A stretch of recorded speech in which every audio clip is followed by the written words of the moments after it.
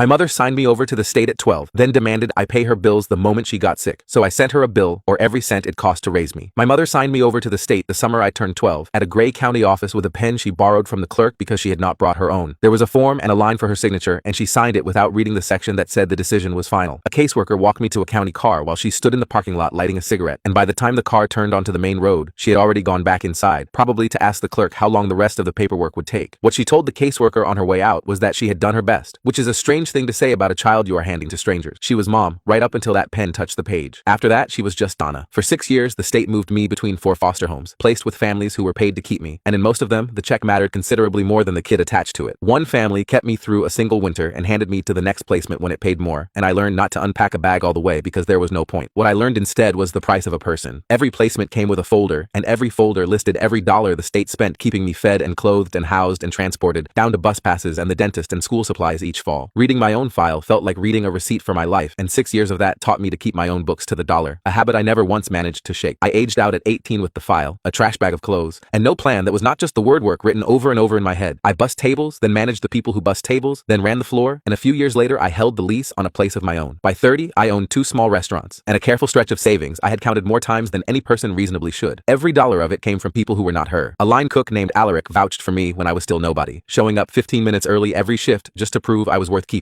A landlord named Emmerich gave a kid with no references a chance on nothing but a handshake and a straight answer. Donna was at none of it. I knew her last address from the state file, and I left it exactly where it sat for 18 years because there was nothing on the other end of it I needed. Then this past spring, she found me anyway. A cousin named Jerome passed along my phone number, and the first text from Donna opened with my childhood nickname as if she had been using it all along, as if there had been no gap at all between the county parking lot and that message. She was sick, she wrote, her kidneys failing, and the bills stacking up faster than she could manage, and she needed help from her son. I did not answer. She wrote again the next morning and again the morning after that, and the messages stopped pretending to be warm and started keeping score. She had carried me 9 months and fed me before I could feed myself, and a son who would not cover his mother's medicine was no son at all. One message told me she had listed me as next of kin on a hospital intake form the way you might announce something you were owed. Another said other mothers would be ashamed of a child like me, and that she forgave me in advance for it, which landed worse than any of the demands. Then Cody started calling. Cody is the boy she kept, born 2 years after me, and never once signed over to anyone. To hear him tell it, our mother was dying, and I was the selfish one sitting on my money, while he drove her to every appointment himself. I had clearly turned out fine, he said, so whatever she had done must have worked, and paying her back was the least I could manage. He sent the hospital balance with the due date circled in red, and a note beneath it that the clock was running. The number they were asking for grew every time we spoke, from 1 month of bills to the full outstanding debt to a recurring monthly amount written out like a salary, with Cody explaining at the end of one call that a real man pays what he owes the woman who made him. For a full week, I let the phone buzz and slept badly. The nickname was what kept getting under my skin, the way she reached for the one soft thing she had left and used it like a key, pressing it into a lock she knew was still there. My mind kept circling back to the state folder and the fact that she had never paid a single line of it after the day she signed me away and went back inside to ask how long the paperwork would take. Part of me wanted to write the check and make the noise stop. Somewhere in that week, the idea arrived, clean and cold and exact. She wanted to settle what was owed between us, so I would give her the full accounting. I still had the file, and I had kept every receipt from every year after it, because a kid who grows up funding his own existence learns early that paper is the only thing that does not disappear on you. Over one long evening, the bill came together. I spread the state file across my work table and went through it page by page with a legal pad, writing down every line item the way I had watched it laid out for years. Monthly foster stipends, clothing allowances twice a year, school supplies each fall, dental appointments, bus passes, every dollar the state spent raising a child Donna had decided she was finished with. I added it all up, and the number came to just over $94,000. I wrote it at the top of a clean page and underlined it twice. She had not paid a cent of any of it. Below that, I started a second column, and this one was harder to build, not because the math was complicated, but because every line item in it was a specific night I had been completely alone figuring out something that most people learn from a parent. First month's rent scraped from bussing tables, with Emmerich's handwritten receipt still in my files because I kept everything. Stubs from the cheap work shoes I burned through every 3 months. The payment records from the car I bought to reach the second job, a beat-up thing with a cracked dashboard that I paid off in 11 months because missing a single payment was not an option. Grocery receipts, utility bills, the mattress bought from a stranger in a parking lot because a real one was out of reach, dentist visits paid in cash because I had no insurance until I was 25, community college tuition paid entirely out of pocket because nobody on earth was going to pay it for me. While I was working through the car payments, the phone buzzed on the counter. Cody. I picked up, and his voice was different, colder, and more deliberate, like he had rehearsed before he dialed. He told me Donna had listed me on the hospital intake, and that if I did not pay, they would come after me legally. I asked him how she had gotten my full legal name and my current home address. There was a pause long enough to tell me he did not want to answer, and then he said Jerome had found my business license online and passed everything along. I hung up and called Jerome, who answered on the second ring, already sounding sorry. He went through the list flat, like a student reading off a test he knew he had failed. My phone number, my business name, the restaurant address, my home address, pulled from the public filing that anyone can find with a search, all of it given to a woman who had not looked for me in 20 years until she needed something. I said, thanks the way you say it when you are done with the person and hung up before he could finish what he was trying to say. I sat back down at the table and added one more line at the bottom of the second column, the cost of changing my business phone number and my registered mailing address, which I now had to do because of information Donna had specifically gone out and collected. I billed it to her. When I finished, I formatted the whole document the way I format every invoice at the restaurant, because it is the language I know best and I wanted it to be unmistakable. Line items down the left, dates beside each one, subtotals at the end of each section, the grand total at the bottom in bold, the way you print a number you need someone to actually see. The first section was the states tab, 94,000 and change. The second was mine, every dollar from 18 forward. The grand total came to $142,816, and it was not a guess or a round number. It was real, down to the last dollar, backed by paper I had saved for over a decade. I printed 2 copies and folded one into a plain white envelope and wrote her name on the front. Not Mom, just Donna, the same way you address a bill to a stranger who owes you money. My plan was to mail it. 2 mornings later, I walked into my restaurant for the opening shift and found Donna sitting in a booth near the front door. She was thinner than I remembered and wearing a coat too heavy for the weather, the kind you put on when you want to look sicker than you are or when you really are cold all the time. Cody stood behind the booth with his arms crossed, chin up, feet spread, doing his best impression of someone who belonged in a room he had not been invited into. Sitting next to Donna on the inside of the booth was a little girl, maybe 4 years old, with a placemat in front of her and a cup of crayons, coloring in small, careful circles with the focused concentration of someone trying hard to stay inside the lines. I had never seen this child in my life and did not know she existed. I stopped about 10 feet from the booth and Cody looked directly at me and said, "That's your niece. Thought you should know what family looks like." My hands went still at my sides. Jerome had given them the address, and now they were planted in the middle of my restaurant before the first customer of the day, in front of my 2 employees who had both stopped what they were doing to watch me from behind the counter. Donna looked up and smiled, the kind of smile a person practices in a mirror, and used the nickname in a voice she made deliberately soft, the kind of soft that only comes out when there are other people in the room watching. I told her this was my workplace and they needed to leave. Cody stepped forward and said I would not answer the phone and would not answer the texts. So what exactly were they supposed to do? And right on cue, as if they had rehearsed the scene in the car before pulling into my lot, Donna coughed. It was a real cough, rough and wet, but the timing was something else. The little girl looked up from her placemat with wide, confused eyes and the crayon still in her hand and stared at me like she was trying to understand why the room felt wrong. Every wall I had built over the last 18 years told me to fold right there, to write whatever check made this go away before my staff started asking questions. Before the little girl with the crayon started asking questions, nobody in that booth wanted to answer honestly. Then Alaric came through the back door. He had been with me since before I owned anything, was the one who vouched for me back when I had nothing to offer, but showing up early, and he knew my face when something was wrong. He read the room in 2 seconds, walked to the counter, leaned just close enough that the booth could not hear, and said quietly, "You want me to call somebody? Or clear the dining room?" Something in my chest loosened just enough. I told him to give me 5 minutes, then told Donna and Cody we could talk outside, not in here and not in front of my staff. Cody looked like he wanted to argue, but Donna was already sliding out of the booth, leaving the little girl with her crayons. The 3 of us walked through the front door into the parking lot where the morning sun was already too bright for how early it was. The second the door closed behind us, Donna dropped the soft voice completely, like a coat she no longer needed now that the audience was gone. She said, "You have 2 restaurants and you can't pay 1 hospital bill? What kind of son did I raise?" I looked at her and said she had not raised me, and that was the whole point. Cody jumped in immediately and told me Donna was on dialysis 3 times a week and asked if I wanted that on my conscience. I turned to him and said he had her his whole life and asked where his money was. His jaw moved, but nothing came out, and for the first time across every call and text and pressure tactic, he had no fast answer. He stood there looking at the pavement. Donna filled the space the way she always did. She said Cody had his own family to feed, and then she looked at me with something that lived right in the gap between pity and cruelty and said, "You don't have anyone." That landed exactly where she intended it to. Past every wall, past every saved receipt and counted dollar, into the part of me that already knew it was true. No wife, no kids, nobody at home. She said it like a fact and a sentence at the same time, and the worst part was that she was not wrong. That night I sat in my apartment with the envelope on the table and her voice in my head on a loop I could not stop. I carried the envelope to the trash twice and brought it back both times. The third time I reached for it, I called Zane instead. Zane had been there through every chapter of this, from bussing tables to the first restaurant to the nights I sat alone in an empty dining room wondering what I was doing, and when he talked, he meant every word. I told him everything from the beginning, the texts and the calls and the bill they wanted and the counter bill sitting on my table. I told him about walking into my restaurant that morning and finding Donna in a booth with Cody standing behind her like a sentry and a little girl I had never met coloring carefully inside the lines while the adults around her worked an angle she could not see. I told him about the parking lot and what Donna said at the end of it. Zane listened to all of it without a word, and when I finally ran out, he was quiet for a moment and then said, "She showed up at your job with a kid you've never met and called you selfish in front of your staff. That's not a mother asking for help. That's a shakedown." I said I kept thinking about the little girl, the crayons, the wide, confused eyes when she looked up at me. Zane said, "That's exactly why they brought her." Then I asked him the question that had been sitting in my chest since I started putting numbers on the legal pad. I asked if sending this made me as cold as her. Zane went quiet the way he does when he is choosing words because he knows they matter, and then he said, "You kept every receipt from 18 because nobody else was going to. You didn't do that because you're cold. You did it because you had to. She's the one who made the math necessary." I looked at the envelope. I had been planning to mail it and let the distance do the work, but sitting there with Zane's words still in the air, I understood that mailing it was not enough. I wanted to be in the room when she read it. I called Cody the next morning and said I was ready to talk about the money. The shift in his voice was instant, all the cold pressure of the last several weeks dissolving into something that sounded like relief. He told me Donna was staying at his place during treatments, and I could come by the following evening to work things out. I said I would be there. That night, I took the envelope from the drawer, read through every line one more time to confirm every number, refolded it, slid it into the inside pocket of my jacket, hung the jacket on the back of the door, and went to bed. I slept straight through for the first time in weeks. The next evening, I drove to Cody's apartment on the second floor of a building with a buzzer that did not work. The hallway smelled like carpet cleaner. I knocked, and Cody let me in with a nod and a wave toward the inside, like I was a repairman arriving to fix something. The apartment was small and warm and cluttered. Donna was on the couch with a blanket across her lap and a pill organizer on the armrest, most of its compartments already empty. Cody had a laptop open on the table showing a hospital billing portal, the outstanding balance glowing in clean white numerals on the screen. The little girl was not in the room. A door was halfway closed down the hall and I figured she was asleep, which was the only considerate thing about the whole arrangement. Donna smiled when I walked in, the same careful practiced smile from the restaurant booth. She said she knew I would do the right thing, and her voice had the warmth she kept in reserve for when she needed something. Cody turned the laptop toward me and tapped the edge and said it was $38,000 and I could set up a payment plan or clear it that night. I sat down across from both of them. I did not look at the laptop. I reached into my jacket and pulled out the envelope. Donna's smile faltered for just a second, like a candle in a draft. Cody looked at the envelope and then at me. I set it on the table between us, directly beside the laptop, and said, "You wanted to settle what's owed between us. Let's settle all of it." Nobody moved. Cody looked at Donna. Donna looked at the envelope. She reached out and picked it up slowly, turned it over in her hands, and saw her name written on the front. Not Mom, just Donna. She slid her finger under the flap and opened it and unfolded the pages inside. Her eyes went to the header at the top of the first page, printed in bold, "Invoice, cost of raising myself." I watched her read. The first section was everything the state had spent on me across 6 years, line by line, foster stipends and clothing allowances and medical visits and school fees and bus passes, each entry with a date and a dollar amount, each one a month she was not there. Donna's lips moved silently as she went down the page like she was trying to make sense of a language she did not speak. Cody leaned over her shoulder and I watched the confidence drain from his face. He asked what this was, the practiced edge gone from his voice entirely. I said it was what it cost the state to do her job, and that was just page 1. Donna turned to the second page, which was mine. Every dollar I had spent on myself from the day I aged out to the day I sat down to write this. Every line backed by a receipt in my filing cabinet at home. First month's rent, work boots, the car, tuition, groceries and utilities and dentist visits paid alone in cash. Donna's hand began to shake just slightly, just enough that the paper trembled in her fingers, and she set it on her knee and looked up at me. She said this was ridiculous and that she was my mother. I held her gaze and said she had been my mother for 12 years. The state had been my parent for 6, and I had been my own parent for everything after that, and that bill covered the last 2. Cody grabbed the pages off her knee and flipped to the last page where the total sat at the bottom in bold. $142,816. He stared at it and then looked up at me and said she was dying and asked if I was seriously handing her a bill. I leaned forward and said she had handed me to a stranger in a county car when I was 12 and had not even brought her own pen to do it, and if we were settling debts, we were settling all of them. Donna sat without moving, staring at the blanket on her lap. Then her voice went small and cracked, and she said she had been alone, that she had no money, that she thought I would have a better life with the state. I looked at her and asked why she had kept Cody. The room went still. Cody's mouth opened and then closed. Donna looked at him and then at me, and for the first time since she had walked back into my life, she had nothing prepared. No soft voice, no nickname, no rehearsed line about sacrifice or doing her best. I said she had Cody 2 years after me, same situation and same money problems, and she had kept him without question, so she should not tell me it had been about giving me a better life, because she had made a choice and it was not about me. Donna's eyes went wet, but she did not cry. She folded the bill slowly and put it back in the envelope and set it on the couch beside her, like something she did not want touching her lap anymore. She said very quietly that she had been young and did not know what she was doing. I stood up. My legs were steadier than I expected. I said I had been 12 and did not know what was happening either, but that I had figured it out without her, and every dollar on that bill was proof. I looked at Cody, still holding the last page like he had forgotten it was in his hand. I said if he wanted to help her, he should help her, because he was the son she had chosen, and I was the one she had returned. I walked to the door and then heard it one final time, the nickname, Donna's voice from the couch, that soft word she had been using like a key since the very first text. I stopped. I did not turn around. She asked if I was just going to leave her with this. I said over my shoulder that she had left me with worse. I walked out and pulled the door shut behind me. The hallway was quiet. I stood there for 10 seconds breathing. Then I walked to my car. I drove home in silence with no radio on. The next morning, I opened the restaurant at 6. Alaric was already at the prep station. I hung my jacket on the hook by the door, tied on my apron, and started the first pot of coffee. The bill was in my filing cabinet at home. I left it there.